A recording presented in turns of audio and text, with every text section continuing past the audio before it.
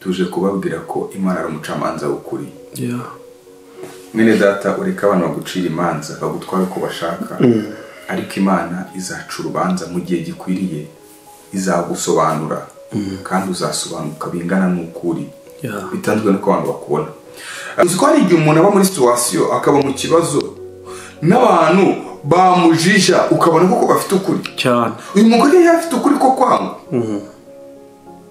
ikinyoma nyine wa defense cyane gihinduka ukuri. Umudamu yari afite ibintu byinshi byo gutuma abantu bamwanga, ariko Imana ica urubanza itabera. Amen. Hari situation tujya ducamo umuntu agufata ijambo cyangwa tukirwa tuvuga ku muntu, ariko mu by'ukuri Imana irabizi neza kuri kurengana. Amen. Mwene data Imana irabizi neza ko bari kukugambanira. Mwene data Imana irabizi ko umurimo w'Imana uri gukora hari abantu baguhagurukiye batifuza gutera intambwe bagashaka ibintu bagushyiriho bagushyira, ariko Imana irabizi kurengana. Yego. Mwene data nubwo abana bari kukurwanya, nubwo bimeze gutya na gutya, Imana irabizi kurengana. Nubwo bakuvuzeho bino na biriya na biriya na biriya, Imana irabizi kurengana. Nkunda Imana kugirenganura. Niba hari ibibazo uri gucamo, hari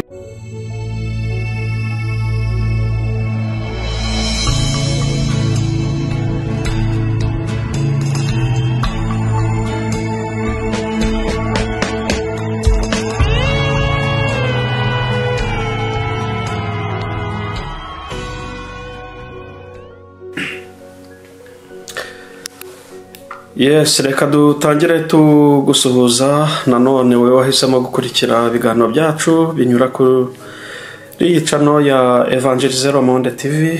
Mwese turavuze ngo ubuntu bw'Imana, mahoro y'Imana ya Yesu yavuze ko isi idashobora kuyatanga, niyo tubifurije kugira ngo aganze imitima yanyu. Uyu mwanya rero turagarutse nanone kuri ekara za Evangelizero Monde TV, tugarukanye n'ubundi n'umukozi w'Imana mwakunze muri benshi kubwo ibiganiro byiza tugenda tugirana. Rero na n'ubu turagarutse muri studio.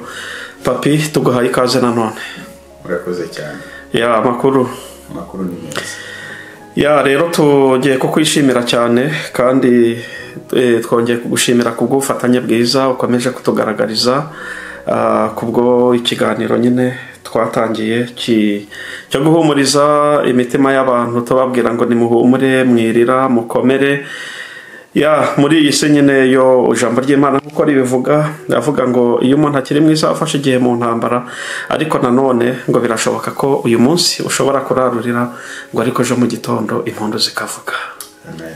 Ya reka nsenge Imana rero, nsengera iki kiganiro tugiye kugirana n'umukozi w'Imana kugira ngo uwo kizageraho wese kizamufashe, uwo kizageraho ari kurira azumve ihumure, uwo kizageraho nabwo ari mu munezero azumve ko hari abandi bashobora guseka abigizemo uruhare. Rero reka dusenge Imana kugira ngo Imana ize idufashe kumenya ibyo twabwira imitima y'abantu bazakurikira iki kiganiro. Turagushimiye cyane Mwami Yesu, turagushimiye kubw'urukundo rwawe, tugushimiye kubw'ineza yawe n'imbabazi ugira, urukundo rwawe udahwema kutugaragariza ku manywa na nijoro. Dore Mwami kuri izi kamera za Evangelizero Monde TV, Mwami aho tugiye kubana n'umukozi wawe, ndamusengeye Mwami kugira ngo ibyo avuga, ibyo tuvuga ntibibe Mwami ari ibiturutse mu marangamutima yacu gusa, ahubwo tuvuge ibiturutse ku mutima w'Imana, ku mutima wawe, kugira ngo uzumve iki kiganiro wese Mwami azahemburwe n'ijambo ryawe. Mwami ngaho tugire neza udufashe, turasenze kugira ngo ineza n'amahoro n'ubuntu bwawe bikomeze bibane na bene data aho baherereye hirya no hino kuri isi baduteze amatwi, kubw'izina rye rya Kristo Yesu rakoze. Amen. Amen. Ngira ngo mu kiganiro cy'ubushize, muri humura y'ubushize, twaganiriye icyo gihe twari turimo tuganira ku nkuru zivuga ibya Josefu, kuntu Josefu Imana yamuhaye iyerekwa ikamuha amasezerano, ariko nyamara kugira ngo yinjire mu mugambi cyangwa se kuki Imana yagambiriye ikagenda imunyuza mu nzitane, mu bigeragezo, mu ngorane. Ngaho yajugunywe mu rwobo, yavanwemo, yagurishijwe muri Egiputa yageragejwe na muka Potifari, yagiye mu nzu y'imbohe, ariko finaroma aza kuzagera ku mwuzuro w'Imana. Imana imukoresha ibyo yari yaragambiriye ku iherezo. Hari feedback warabonye z'icyo kiganiro ko njyewe nazibonye? Twarazakiriye nziza cyane. Biragaragara ko Imana ikora umurimo wayo, nubwo twatangiye ikiganiro cyitwa Humura. Ubu tugiye gukora episode ya 3. Ntabwo nabonye comment kuri episode ya 2 yashize, gusa ni ya mbere nayibonye. Ndibutsa abantu ko kuri episode ya mbere twari turimo tuvuga ku kintu kijyanye n'amahirwe mu buzima, tubwira abantu ko ari ubuntu bw'Imana. Hari igihe umuntu agerageza agakora ibintu bigakunda bikemera, rimwe na rimwe akagira ngo bo bitakunze nuko ari abaswa, nuko ari abanebwe, rimwe na rimwe akagira ngo bo ntibazi gushakisha cyangwa zi gushakisha neza kubarusha. Kuko turimo duhumuriza abantu tubabwira ngo ni ubuntu bw'Imana. Hari umunsi umwe izuba rizarasa, amateka agahinduka. No kujya gukurikirana ikiganiro episode ya mbere, episode y'ejo bundi ya 2 twari turimo tuvuga ku kuntu umugambi w'Imana utajya uyoba, ariko uca mu nzira nyinshi zitandukanye. Burya iyo Imana ishatse kukugira umwami, ntabwo ikuzanira ikamba nk'uko yabigenje kuri Dawidi, ahubwo ikuzanira Goliyati. Kuko gukubita Goliyati n'intambara birema bikuremamo wa mwami Imana ishaka. Twarimo turimo tuvuga rero ku bakozi b'Imana n'umuhamagaro. Hari igihe uhura n'ibintu ukibaza niba ari Imana mwavuganye, wagerageza guhuza n'ibyo Imana yakubwiye n'ibyo uri gucamo uyu munsi, ukanabihuza n'ibyo Imana yakubwiye uzageraho ukabona ntibihura. Rimwe rimwe ukibaza niba harabaho kuvangirwa, ukibaza niba ari Imana yabivuze. Cyane ko rimwe na rimwe hari n'igihe abantu barwana intambara z'umuhamagaro. Twese mu buzima turwana intambara zitandukanye. Hari intambara z'iterambere, twese buri wese tuba turi muri kuruse uvuga ati hari icyo nshaka kugeraho, hari aho nshaka kugera. Rero ugasanga twese dufite intambara turwana nazo z'ubuzima. Ubuzima nabwo ubwarwo ni intambara. Noneho hakiyongera intambara z'umuhamagaro n'abakozi b'Imana. Ugasanga rero hari intambara zizanwa n'umuhamagaro z'ubwabwo zizanwa n'uko Imana yaguhamagaye no kuri gukora umurimo w'Imana. Twe turimo tuvuga kuri Yosefu. Imana yamuhaye inzozi arazizira, ariko ni nazo zanamuvanye muri gereza. Imana yari yaramuhamagara kigezeho, ariko bitanyuze mu nzira we yatekereza ko byacamo. Akenshi Imana igitubwiraho uyu munsi uri, ikanakubwira aho ishaka kukugeza n'iki ishaka kuzakoresha, ikakuha amasezerano menshi, ariko ntabwo ikikubwira inzira iri hagati y'aha na hari uko izaba imeze. Niyo mpamvu twumva ibyo Imana yatubwiye bikadukomeza, twajya guca muri iyo nzira ikomeye ugaca muvuga ati ariko hari ikintu Imana yambwiye. Twibutse abantu ko umugambi Imana utajya uyoba inzira. Buri twari tugeze kuri episode ya 3. Turaje mu mwanya rero tuze noneho tukubwira icyo tugiye kuganiraho kuri iyi episode ya 3.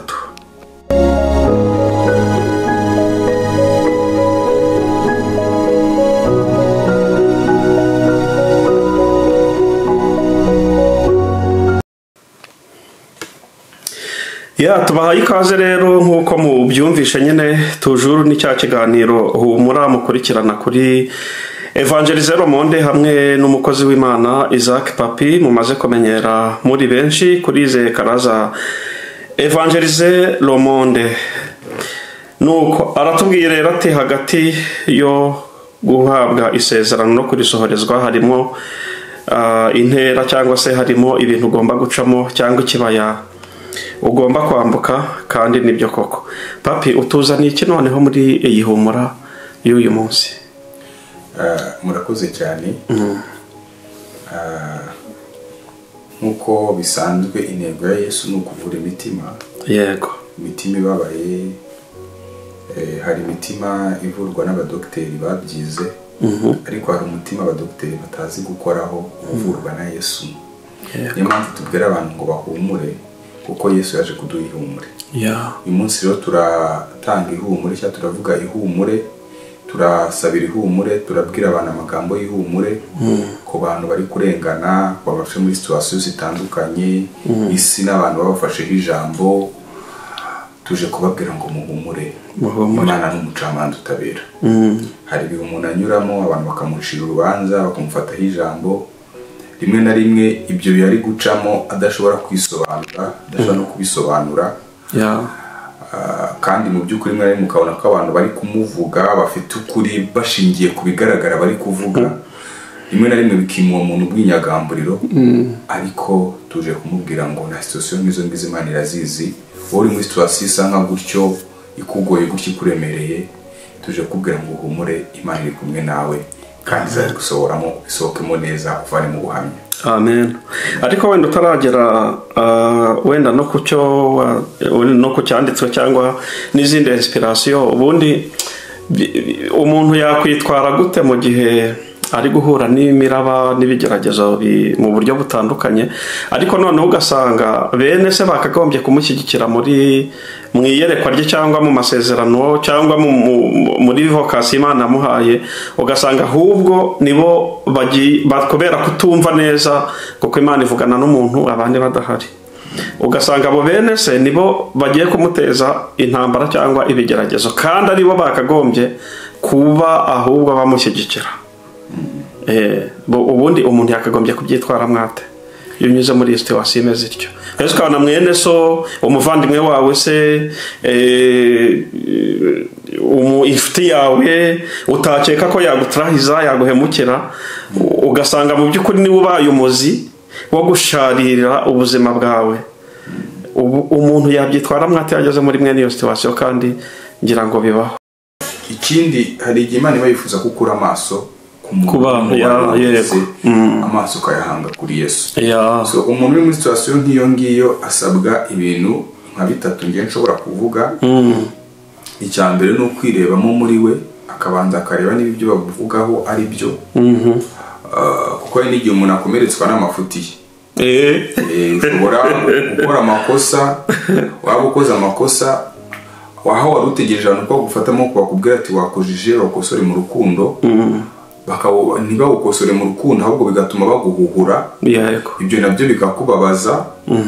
Ariko irifo kureba muri biri kumbabaza, cyambere ashobora harimo amakosa yanjye, ukagira umutima kubwira Imana ngo ikubabarire, warangiza ugatuza, wasanga atari amakosa yawe ugahanga amaso ku Mana.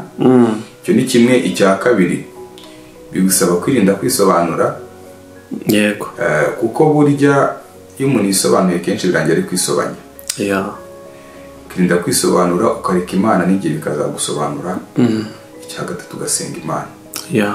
Ubundi igihe mu minsi yashize twavuze ku gihe, igihe ni ikintu kigari. Hari umuntu avuga ngo ari mu bihe byiza, avuze ngo afite ubuzima bwiza, igihe avuga ngo ndi mu bihe bibi. Kuri we igihe nicyo gisobanuye isaha, cyangwa gisobanuye ibyo ari gucamo n'uko ari kwiyumva.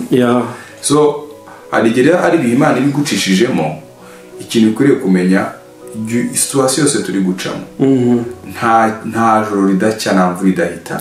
Ubiha igihe n'Imana no gutuza ugasenga. Cyakoze abona harimo amakosa yawe, ugasaba Imana ikaguha imbabazi ukanihana.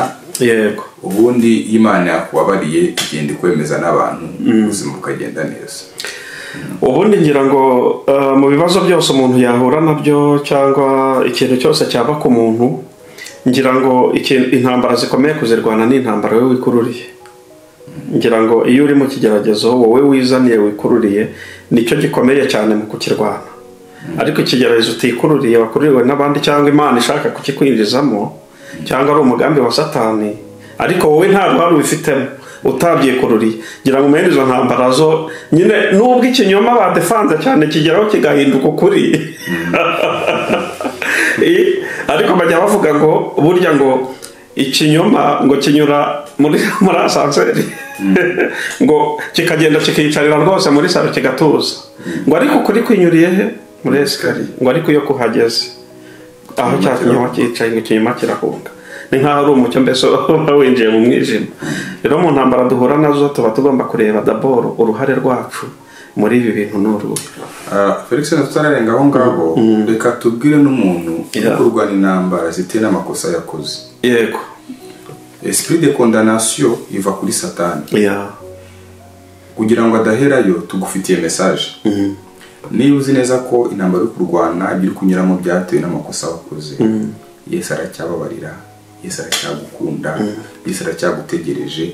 uze umusange akuruhure. Niba uri ko ubuzima urambiwe, hano baba ubuzima burambiwe, babura burambiye, barabuze imbaraga zibavanamo, ariko Yesu aracyagutegereje.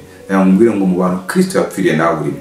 Niyo aza kwa wewe wenyine, Yesu yari gupfa ku bwawe. Yego. So witegure kwakira imbabazi, umwegere, akuruhure, agukize, ubuzima bukomeze bube bwiza nawe mugisha. Ariko uvuza akantu sinzi impamvu turimo iki kiganiro wajya turi mu mwuka umwe.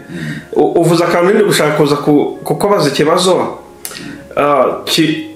cyenda kubaza ngo wabwira iki noneho abantu bahura n'ibintu bikururiye cyangwa se bakoze amakosa mu buzima cyangwa bahemukiye Imana, bavuye ku Mana, baretse Imana n'urugero, noneho aho kugira ngo bibatere kwicuza no kwihana, ahubwo bakuzurwa n'umwuka. Hari esprit bita culpabilisation, kwikilpabiliza, sinzi ukuntu babyita mu Kinyarwanda. No kwicira urubanza. No kwicira urubanza. Donc akagira uwo mwuka kandi ukaganza muri we, Satani akawukoreramo, akajya no kuri nivo abona ko n'Imana hari itakinamubabariye, ahubwo akuzurwa n'uwo mwuka gusa wo guhora yikilpabiliza, yicira imanza, yikondana. Iyo dusomye Bibiliya tujye tugerageza kuvuga wenda ibintu bifite reference. Samusoni yari umurimo yateguye. Yego. Mbere yuko avuka iwabo bana babwiye protocole n'imigendereze y'ukuntu bazamurera. Iyo birivuze ngo ntibazamugusha umusatsi, Bibiliya ntabwo ifata details zose. Shaka ko yaranababwiye uko bazajya babwambika, yaranababwiye uburyo azabaho, n'uburyo azajya arya. Yego. Samusoni ibyo bintu arabikurana. Imana imuha imbaraga. Arakomeza akorera Imana. Ariko igihe cye kiza kugera aragwa. Ibanga Imana yamubwiye ngo agire ararimena. Yego. Bamukuramo amaso. Ariko Samusoni arimo arasya. Ntabwo yigeze agira esprit yo kwikondana. Yasabye Imana ati hari ikintu nshaka gusaba. Nagucumuyeho, yarihanye. Buriya twese turabanyabyaha mu buryo bumwe cyangwa ubundi. Ariko ikibazo cy'isi n'abantu bavuga ko umuntu ari umunyabyaha iyo bamufashe. Sesa umunyabyaha utafashwe n'umwere. Ariko Imana igenzura imitima y'abantu. Uyu muri wafashwe isi n'abantu wafashe h'ijambo bari kuvugaho, ushobora gusanga mu ijoro Imana ikuvuga ati uyu n'umwana wanjye arimo arakira. Kuruta wa wundi hari undi Imana ibona abantu bita ko ari umukiranutsi ameze neza, ariko ahagaze mu muryango Imana imubona w'umufarisayo abuza abinjira kwinjira ntanasohoke. Yego. Rero Samusoni igihe cyarageze atakambira Imana. Umugambi Imana ntabwo ugiyo. Uzi ko ubwoko bwa Filisitiya n'ubundi Samusoni yaburimbuye. Cyane finaroma yaburimbuye. Ngo icyo gihe nibwo yisha abantu benshi batigeze yica kuva gifite imbaraga. Ngaho rero imbabazi Imana ifite ikirengagiza ko yayibabaje, ari ikamuha imbabazi. Yego. Wibuke ntabwo we wakoze ibimeze nk'ibya Samusoni. Ntabwo wakoze icyaha Imana itakubabarira. Ntiwamena amaraso nka ya Dawidi. Oya. Ubu hari umuntu ufite ibyaha binamugora no kubyatura ko atazi uburyo abivuga, ariko Kristo yiteguye kubabarira. Uwo mwuka ukubwira ko wakoze sakirire gutazababarirwa, uwo ni uwa Satani. Hunga ushake Yesu akubabarire. Uwo muntu nawe nahumure. Humura, Yesu arahari. Mu bantu yapfiriye nawe urimo, imbabazi ze zikuru ziramutegereje, ahubwo ngwino uzisange. Ahubwo tukiri kuri iyi nkuru hari abantu babiri nibutse. Hari abagabo buriya njyewe nkunda gufataho urugero rukomeye. Buriya ubuzima bwo kutakira imbabazi z'Imana buzana urupfu cyane. Yuda na Pawulo bose bari abigishwa ba Yesu, zari intumwa za Kristo. Yuda na Petero. Yes. Bose batarahije Yesu. Baramugambaniye rwose. Kandi bose bararize nyuma yo kubona ibyo bakoze. Ndabeshya. Ari Petero akimara kumwihakana nk'uko Yesu yari yamubwiye ati nyamara isaki itarabika urabonyihakanye gatatu. Sibyo? Ngo yarabyibutse ajya hariya ku ruhande ngo aricuza araregreta. Ni gute ngambaniye ni gute nihakanye umwami wanjye ageze mu bibazo. Yuda nawe aramugurisha ibiceri bike. Nabonye ukuntu bamukubisa bamubambye nawe agira ati ararira. Bose bararize. Ariko buriya wenda ntabwo andika ibintu byose. Birangira Petero yiyunze na Kristo, birangira Yuda yanze kwakira imbabazi z'Imana ajya kwimanika. Feri uzi ikibazo cyabaye gikomeye. Buriya Yuda yarazi ko Yesu atamufata. Bien sûr. Yaravuga atanyarira gusa. Tayangaya ndayahekeye shati. Umuntu wagendeye hejuru y'amazi. Umuntu twabonye akora ibitangaza. Idugukoreho. Oui. En fait ibintu byabaye kuri Yesu Yuda ntiyarabyiteze. Nubwo yamugurishije. Petero nawe yabonaga situation bitakunda kuribuka ko niwe muntu wazanye inkota agatema amatwi y'abantu. Yarari determine ku rwego yumva ko Yesu nta wa. Niba bagize Yesu gutya ari umwami wanjye. Ngera barangira ibiki. Ubwo rero byageze kuri iyo etape babona ko ibyo batekereza kuri Yesu bidakunda bacika intege nk'uko abantu bose bacika. Oya bari bazi ko bwami bwe ari ubwo kuri iyi se nyine ari umwami nyine widefanda. Ariko aho batandukanye tuje uko babivugaga. Yego. Petero amaze kumenya ibyo yakoze yararize yikubita hasi. Kabisa. Aricuza ati mbabarira rwose. Ariko Yuda we byaramunaniye birangiriye yakuye. C'est ça. So igihe birabanga ibimbo by'ibyaha n'urupfu. Iyo utihanye Satani akoresha icyo cyaha akazana esprit ya culpabilité ikazarangira wiyahuye cyangwa ukayugenda tubona uri muzima ariko isi y'umwuka muri esprit marangamutima uri umuntu wapfuye washize. Yes. So nawe humura Yesu aracyari imbabazi ze zikugera mu izina rya Yesu. Amen. Amen. Mu kiganiro cyacu cy'uyu munsi cya humura ndagira ngo udukomereze utubwire nyine icyo wumva Imana gushyize ku mutima noneho dukomeza tugenda nyine tuganira. Urakoze cyane. Uyu munsi ku kiganiro cyacu cya humura turavuga ku bantu bari kunyura mu bintu bibagoye. Rimwe na rimwe isi n'abantu n'ibizengurutse bibona ko abo bantu bari mu makosa bakabacira urubanza. Tuje kubabwira ko Imana ari umucamanza w'ukuri. Mwene data ureka abantu bagucira imanza bagutwara uko bashaka, ariko Imana izaca urubanza mu gihe gikwiriye, izagusobanura kandi uzasobanuka bingana n'ukuri bitandukanye n'uko abantu bakubona. Tugiye kwifashisha inkuru y'Bibiliya nk'uko dusanzwe tubikora iboneka mu itangiriro ibice 38 muraza kujya kuhasoma twifashisha inkuru y'Bibiliya tukagerageza kwihuza n'ubuzima busanzwe. Hari umugabo witwa Yuda baramuzi, ari mu bana 12 ba Yakobo. Yakobo umugabo ase akaba ari Isaka, se wa Isaka akaba Aburahamu mu gisekuruza n'urubyaro rw'Imana. Igihe Imana yabonaga abantu bose bamaze ko abanyabyaha yihitiramo gushaka ishyanga abantu izagendana na bikabana nabo, bihereye kuri Aburahamu biramanuka bigera kuri Isaka bigera kuri Yakobo. Yakobo rero mu bana be 12 harimo umugabo witwa Yuda. None nyango mbibutse kugira ngo mwumve uburemere bw'umugabo witwa Yuda. Igihe kigeze Yakobo agiye gupfa, agiye gutanga imigisha kugira ngo ayihe abana be. Ubundi umugisha mukuru wo gukomeza generation, imigisha Imana yavuze kuri papa wawe yagomba gukurikira w'imfura muri urwo rugo, ariko kuri Yakobo siko byagenze ku bana be. Twakwibaza tuti byagenze gute? Yakobo agiye gutanga umugisha, umuhungu we mukuru yitwa Rubeni. Rubeni yagiye kubaha umugisha, ariko ageze kuri Rubeni aramugaye. Aramubwira ati ntabwo naguha umugisha w'imfura iwanjye kubera ko akoze icyaha gikomeye. Rubeni yari yaryamanye n'inshoreke ya se. Ati wuriye uburiri bwa so ntabwo nshobora kuguriza umugisha w'umukuru mu muryango, umugisha ntabwo uguze kuwufata. Ndabitsa ko umugisha yari wa mugisha ryasezerano Imana yahaye Aburahamu rimanuka muri Isaka muri Yakobo, ryagombaga gufata undi mwana umwe kwa Yakobo, ubwo yagombaga kuba Rubeni uko ari we mukuru. Ariko kubera ikosa yakoze se adesida kutamuha umugisha. Noneho undi ukurikiraho ni Simeyoni na Lewi. Ariko Simeyoni na Lewi nabo bagezeho asanga nabo bafite inenge. Hari ubwoko bwigeze kuza guturana nabo, noneho baza gukunda mushiki wabo, barangije amufata ku ngufu. Noneho mufashe ku ngufu birabababaza, barangije babwira ubwo bwoko ngo kugira ngo babane nabwo bagende bakebwe bose. Bamaze gukebwa mu gihe bakiri inkomere, wenda kumvuga iki gihe abantu batumva imvuga y'Bibiliya kwari ukubasiramura. Urumva ko abagabo bose bari inkomere, barangije Levi na Simeyoni babahukamo n'inkota barabica barabamara.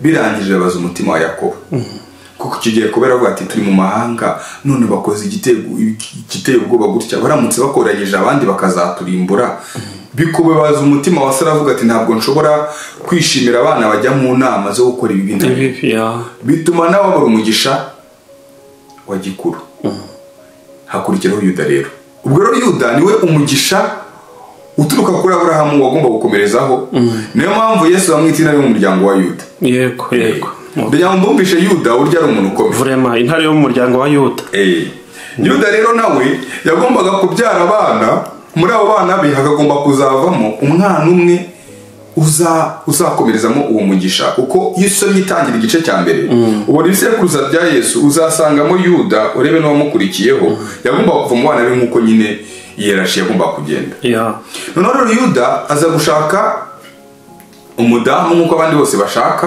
abyara abana batatu abyara umwana wa mbere yitwa Eli uwa kabiri yitwa Onani uwa gatatu yitwa Shera noneho amaze kubyara abana ubwo igihe kiragera ko abana be bashyingirwa umuhungu we witwa Eli amushyingira umukobwa witwa Tamari ariko agezeyo arangije umuhungu yitaba Imana rero amategeko avuga ko niba umuntu ashatse ahantu umugabo agapfa muri umuntu agomba kuza akamusimbura babyita guhungura umwana wo muri urwo rugo kugira ngo acikure umuryango kugira ngo no mu mico yo mu Rwanda kera byajyaga bibaho niba ntibeshye noneho ikintu cyabaye yamuhaye muri umuntu witwa Onani noneho muri umuntu we kubera ko yarabizi neza ko abana bazavuga icyo gihe abana bavugaga muri urwo rugo ntabwo bitwaga abuwo muri umuntu we bitwaga abamukuru we noneho muri umuntu ko bimvaga ko abana be bazitirirwa mukuru we akora ikosa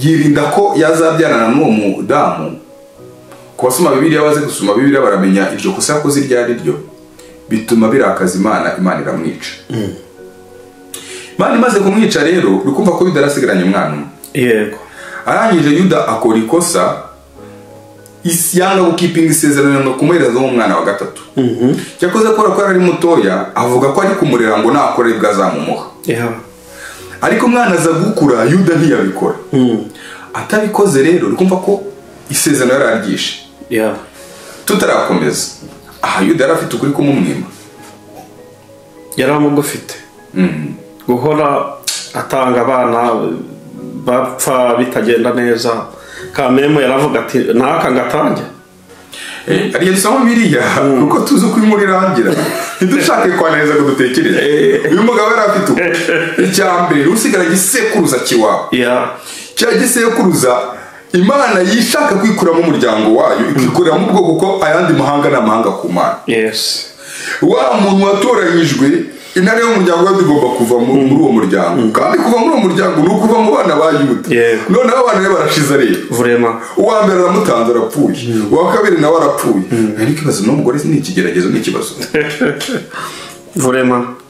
ariko kubera ko Imana ni y'amahame na principe niba ariko bigomba kugenda uko byagomba kugenda noneho rero bimaze kugenda gutyo wa mudamu aza kumenya ko Yuda atazamuha wa mwana noneho aza guha inkuru uwo mudamu ko Yuda yatembere kumva ko icyo gihe Yuda ari nk'umutware yari umuntu ukomeye icyo gihe wambwira ko ahantu ari buze tuvuge ngo urugero nko mu gasantere ahantu ari buze kujya noneho wa mudamu aragenda yivanamo imyenda y'ubupfakazi ahubwo arangije aritwikira ajya muri uwo mudugudu agezeyo Yuda amubonye yifuza ko baryamana yewe byose n'umudamu wakoze iki kintu hari icyo yarazi kuri Yuda bivuze ngo hari ikintu yarazwiho kuba yaramuteze n'umutego ugakunda noneho agezeyo turimo turaganira inkuru ya Bibiliya kandi ndizera ko inkuru za Bibiliya ziryoha abantu bari buze hari isomo nyirizina baraza kurikura noneho igihe kigeze arangije agenda ajya muri iyo santere wa mudamu amenya ko ari bugeyo ajya yivanyemo imyenda y'ubupfakazi ahubwo aritwikira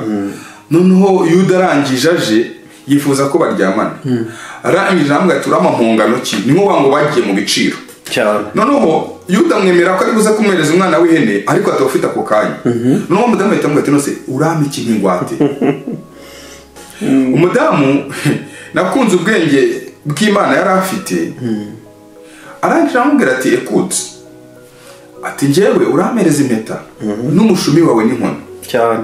Ibyo ni ibintu bifite igisobanuro ntawe ugira nk'iby'undi, ni ikintu cyagomba kugaragaza ko abivanye kuri Yuda koko cyane. impeta yabaga ifite ikimenyetso nka kashe cyane, ntaho yari kubihungira. inkoni nk'ubutware, yego, n'umushumi y'icyenyezi, umushumi usobanura ukuri, yego, byose byaka umugabo witwa Yuda. cyakoze bararyamana. bamaze kuryamana, umudamu arigendera, Yuda aragenda. ageze iwe yohereza wa mwana we, nawohereza umugabo w'inshuti wo muri iyo santere ngo aze kohereza wa mumaraya. wa mugabo ashaka mumaraya aramubura kuko yari igize uwatari yinduye idafite. birangije wa mudamu aragenda aritumiza, hashize amezi nk'atatu yumva inkuru yageze kuri Yuda ati Tamari atwite inda y'ubusambanyi. muri ubu buzima tubamo abantu bazi gutanga amakuru cyane, kandi bakayatanga ku gihe, bazi no kuyatara paka bakayamenya, cyane cyane yari ibintu bitameze neza byo gushyirishamo zirihuta. izo nkuru zirihuta cyane. inkuru bigeze kwa Yuda ati Tamari atwite umwana w'ubusambanyi. Yuda nk'umutware w'aho hantu yahise aca urubanza. icyambere yahise areba ku cyubahiro cye nk'umuntu w'umutware aho hantu. ikindi cya kabiri, ufite inkoni ya se iva kuri sekuru na sekuruza, ngo icyubahiro cy'Imana cyose kiri ku bitugu bya Yuda. yego, none umukazana waratinyutse asambanira mu muryango we, ugomba gupfa. arangije ahita aca urubanza nk'uko twese duteye, yego, nk'uko abantu tumeze. abantu turihuta mu guca imanza, turihuta kuvuga abantu nabi, turihuta gusebya abantu, turihuta kuvuga abantu ibyabaye n'ibitabaye. rimwe na rimwe ukagira ngo abantu ubafitiye ideni ryo kuba wakora ikintu kibi ngo babone aho bakurira barakubuze. Yuda ahita aca urubanza aravuga ngo umusore mu mutwike. umusore wayimuteye oya, basohore Tamari, bamusohore bamutwike, bamutwike kuko yakoze uburaya. baba we, kandi ni iya Yuda. bene data, biroroha gucira abantu urubanza, biroroha kuvuga ibintu biri ku bandi, biroroha kuvuga ibitagenze neza ku bandi, kuba inkuru biroroha. ariko nagira ngo nkumvishe iki kintu. uyu mugabo witwa Yuda, muri kumva ari muri position, umusore mu mutwe, kandi uyu mugore arazira icyambere kuba Yuda ataramuhaye umwana. yego, wenda niba abana bose baramugeragaho bagapfa, wenda se wabicaga ibyo ntibinamureba, icyakumba gukurikizwa n'isezerano. reka tugaruke kuri uno mugore twe turetse Yuda, tureke n'abandi. uyu mugore wabonye umugabo bwa mbere agapfa, n'uwo wamuzanye ngo amusimbura agapfa, muribaza igikomere yari afite, muribaza ibibazo yari ari guhura nabyo, muribaza sosiyete uyu munsi. icyo gihe nta social media zari zihari, iyo haza ko ari social media, muribaza icyo baba bari kumuvugaho. muribaza uyu munsi afite ahantu ho kunyura, ho gutambuka. ese uzi ko hari igihe umuntu aba muri situation akaba mu kibazo n'abantu bamujija, ukabona koko bafite ukuri cyane. uyu mugore yari afite ukuri ko kwanga, ikinyoma nyine wa defante cyane gihinduka ukuri. umudamu yari afite ibintu byinshi byo gutuma abantu bamwanga. ariko Imana ica urubanza itabera. hari situation tujya ducamo, umuntu akawufataho ijambo, cyangwa abantu twirirwa tuvuga ku muntu, ariko mu by'ukuri Imana irabizi neza kuri kurengana. mwene data, Imana irabizi neza ko bari kukugambanira. mwene data, Imana irabizi ko umurimo w'Imana uri gukora hari abantu baguhagurukiye batifuza gutera intambwe, bagashaka ibintu bagushyiriho bagushyira, ariko Imana irabizi kurengana. mwene data, nubwo abavandimwe ari kukurwanya, nubwo bimeze gutya na gutya, Imana irabizi kurengana. nubwo bakuvuzeho bino na biriya na biriya na biriya, Imana irabizi kurengana. nkunda Imana kugirenganura. niba hari ibibazo uri gucamo, hari abantu n'inshuti zawe, n'ibyo abantu bagushyizeho uzi neza kurengana, ndagira ngo mbwire ngo uhumure, Imana irenganura abantu iracyahari. uzi icyabaye? Tamari yaravuze ati mbere yuko mu ntwika yatumyeho Yuda, araza arangije afata bya bindi byose bya Yuda ati ntwika, ibi ngibi ni ibya nyiri umwana uwanteye inda yego niwe nyirabyo. Yuda abibonye arabimenya, arangije avuga ati nukundushije gukiranuka. Haleluya. Amen. Hari umunsi Imana izerekana ko arukishije abantu gukiranuka. Amen. Hari umunsi Imana izerekana ko arushije abantu gukiranuka. Mwene data, nubwo abantu batayibona, nubwo bidafite ishusho, nubwo bidasobanutse, bimeze nk'ibya Tamari, ntabwo byo bifite ishusho, ntabwo yari afite cyo kwisobanura, ntacyo yari afite cyo kuvuga. Ariko hari Imana igituvuganira ikaduha ibihe byo kuvuga no kugira ijambo. Isi n'abantu na situation byarari kwambuye. Uyu Tamari nta kindi kintu yari afite kuvuga. Ariko reka mbabwire ko Imana ari igitangaza. Byaje kurangira Yuda amuhereje wa mwana.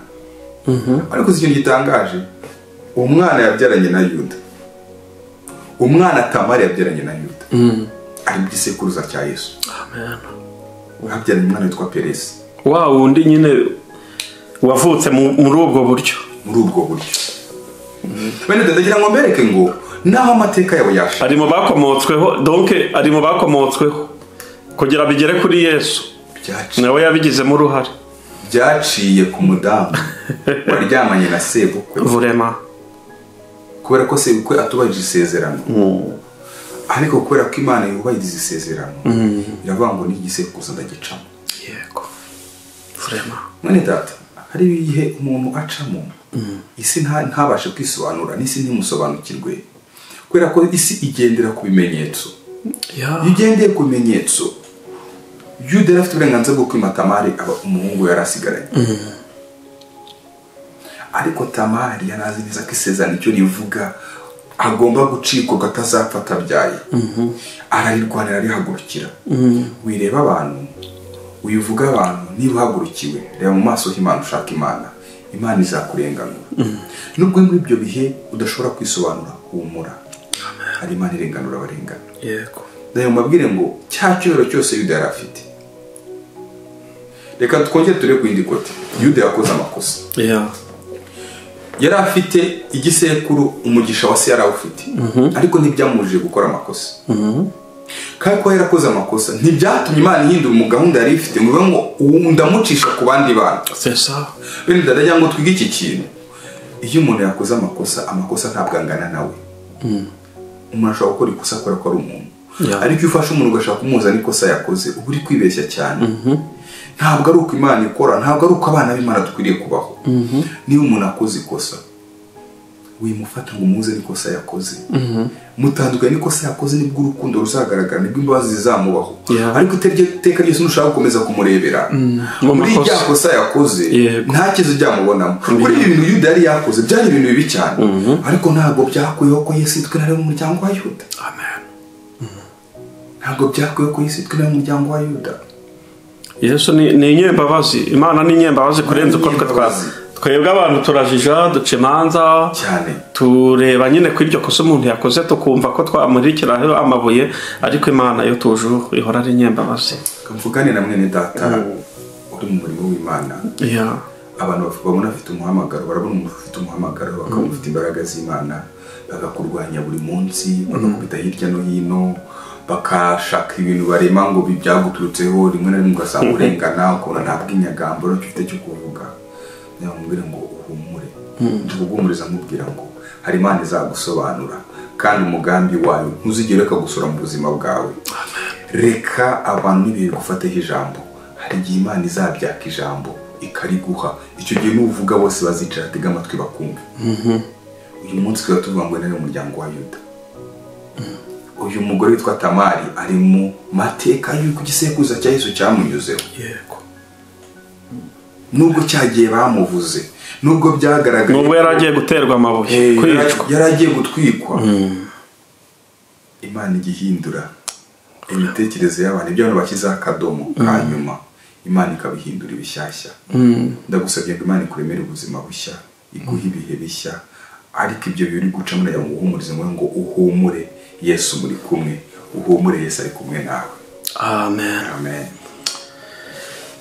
Imana iguha umugisha. Ngize icyo ndenzaho kuri aya magambo tubwiye, naba ndengereye. Ahubwo mu gusoza iki kiganiro cyacu, icya mbere ndagira wenda nkubaze kubera ko hari ababimbajije sinzi niba watwemerera wenda ugatanga nimero yawe contact yawe ababishaka kuko hari abantu bajya bambaza contact zanyu ariko nka babwira ko nzakubaza rero wazitangira muri iki kiganiro wenda mu gusoza ukaza no kudusengera kubera ko abantu bazisabye atari abakurikirana iki kiganiro bose wazazitanga inbox uzikeneye akaba ari bwo wazimuha sawa twabivuganyeho ntacyo bitwaye sawa dusengere rero dusoza iki kiganiro kubera ko amagambo tubwiye arahagije nta kindi kubona narenzaho gusa abantu b'Imana nibahumure niba uri kunyura mu kigeragezo aho uri kutwumva uherereye hose mu migabane itandukanye nkuko mukunda gukurikira iki kiganiro cyangwa se n'ibindi biganiro binyura kuri iyi channel turakubwiye ngo humura mu ijuru hari Imana irenganura abarengana mu ijuru hari Imana yita ko badafite shinge na rugero mu ijuru hari Imana nubwo ibintu bakuvuga nubwo ibyo wahuye nabyo ahari baba barabishakishije n'ibimenyetso ku buryo society ziko ari ukuri ariko wowe niba uziranye n'Imana komeza ukiranuke komeze wihangane Imana iza kugirira neza. Shalom. Kadusenge undi dusengere bene data. Mana turagushimye ko Imana y'ukuri Imana y'imbabazi twetsa bene data bafite imitima babaye Yesu waravuze ngo byakuzanye waje kuvura imvune z'imitima kwami turagusebye binyuze mu kiganiro cy'ihumure uhumurize mwene data wese guca muri situation adashobora gusobanura ibihe n'iminsi n'abantu basobanuye bikarangira isi n'ibigaragara bigaragaza ko koko wari ukuri kandi arengana. Mana ndasenze ngo umuhe ituze umuhumurize ariko kandi turasabye mwami Imana ngo umutabare umusobanure. Tamari ntaho yari afite ho kurega ntacyo yari afite cyo kuvuga ariko kuri Imana y'inyembabazi waramurenganuye umucira ubanza rutabera reka ushimene data imanza zitabera ubakize nsengeye umwene data uvanga ibintu ndabirambiwe nawe umukize yirukanye umwuka utera mu nzu y'Imana utuma abantu baryana ubirukane mu izina rya Yesu. Imana ukomeze gutanga ubuzima kandi Imana turasenze ngo amagambo yose twaganiriye aha ngaha ijambo ryaritavuye ku mutima wawe uritesha agaciro n'igira imbaraga mu buzima bwawe ne data ariko ijambo ryavuye ku mutima wawe Imana ndasenze ngo mwuka we ragenda ryuhire rigende rifate rigende rihinguranye rigende rigere mu mutima ritanga ubuzima mwuka we raryuhire ukomeze kutugirira neza mu izina rya Yesu. Amen. Amen.